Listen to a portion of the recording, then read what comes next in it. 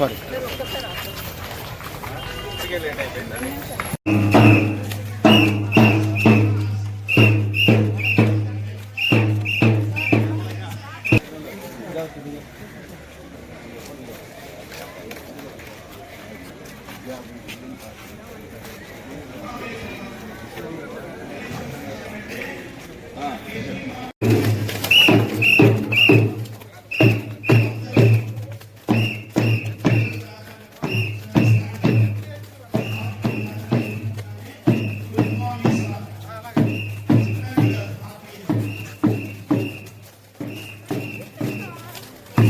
కుమార్ గారిని వేదిక మీదకి రావాల్సిందిగా కోరుతున్నాను.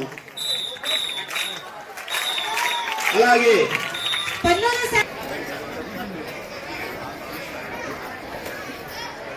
నిడమరోలు జిల్లా పరిషత్ ఉన్నత పాఠశాల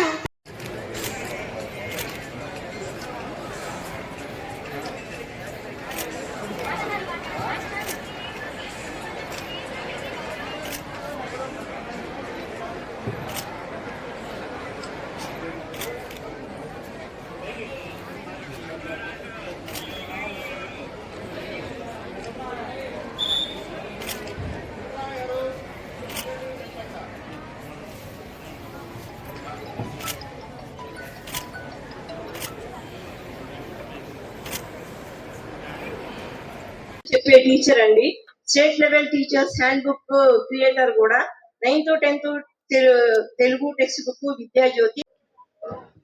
మన మధ్యలో ఉన్న మహిళా పోలీస్ సైబర్ నేరాలపై ఒక 5 నిమిషాలు అవగాహన కలిగించవలసిందిగా కోరుచున్నాము.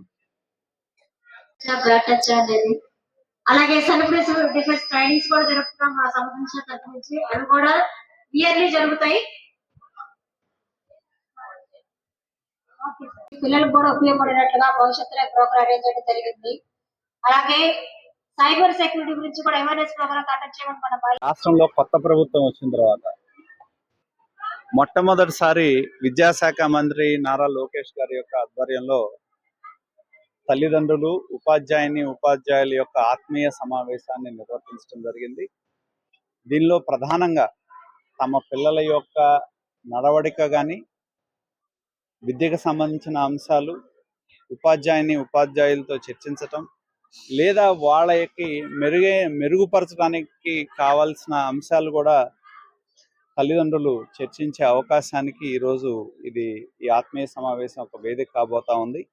ఈరోజు చాలా మంది తల్లిదండ్రులు కూడా మొట్టమొదటిసారి ప్రభుత్వం ఈ కార్యక్రమాన్ని తీసుకుంది. ఎంతోమంది తల్లిదండ్రులు కూడా ఈ కార్యక్రమంలో భాగస్వాములయ్యారు. ప్రభుత్వ యంత్రాంగానికి సంబంధించి కూడా పూర్తి స్థాయిలో ఏ విధమైన సదుపాయాలు ప్రభుత్వం విద్యార్థులకు కల్పిస్తుందనే తెలియజేయటం, అలాగే పిల్లలకి వాళ్ళ యొక్క నైతిక స్థైర్యం కల్పించే విధంగా చుట్టూ ఉన్న వాళ్ళు ఏ విధంగా ఆడపిల్లలు ముఖ్యంగా ఎలా ఉండాలి, ఏంటి వాళ్ళ సైబర్ క్రైమ్స్ ఎలా ఉన్నాయి, ఏ విధంగా పిల్లలు సమాజంలో ఉన్నప్పుడు ఎదురయ్యే ఇబ్బందులు ఏంటి, వాటి పట్ల కూడా ఒక అవగాహన కార్యక్రమంగా దీన్ని ఏర్పాటు చేయటం జరిగింది. ముఖ్యంగా ఏంటంటే దీన్ని పాఠశాలల యొక్క పనితీరు మెరుగుపరచడానికి ఉపాధ్యాయులకు తల్లిదండ్రులకి జవాబుదారీగా ఉండే విధంగా ఈ కార్యక్రమాన్ని ఏర్పాటు చేశాం.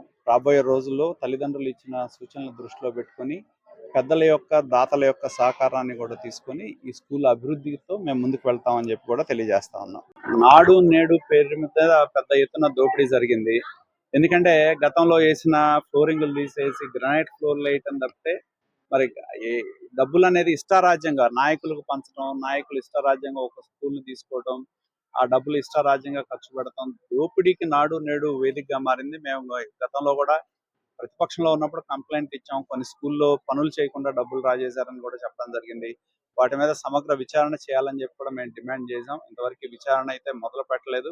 ఆ అంశాలను కూడా తిరిగి ప్రభుత్వ అధికారులకు ఇస్తాం. ఎక్కడైతే అక్రమాలు జరిగినాయో వాటి మీద చర్యలు తీసుకునే విధంగా ముందుకెళ్తాం. అదేవిధంగా ఏదైతే పనులు ఇవాళ మధ్యలో అయిపోయినాయో వాటిని సేఫ్ స్టేజ్ తీసుకురావడానికి కావాల్సిన నిధుల మీద ప్రత్యేకమైన దృష్టి పెట్టి వాటిని పూర్తి చేసే విధంగా ఇప్పుడు హై స్కూల్ ఉందంటే ఒక 4 రూమ్లు అయిపోయి ఫ్లోరింగ్ వేయాల్సిన పరిస్థితి ఉంది. ఇందాక అలాగే స్కూల్ కమిటీలో కొన్ని డబ్బులు ఉన్నాయి నాడు నేడు కింద, ఆ డబ్బుల్ని కూడా వినియోగించుకొని వాటిని ఉన్న గదులను పూర్తి చేసే విధంగా మేము ముందుకెళ్తాం. భవిష్యత్తులో ఈ స్కూల్కి కావాల్సిన సదుపాయాలు కల్పించే విధంగా కూడా మేము ముందుకు వెళ్ళడం జరుగుతుంది.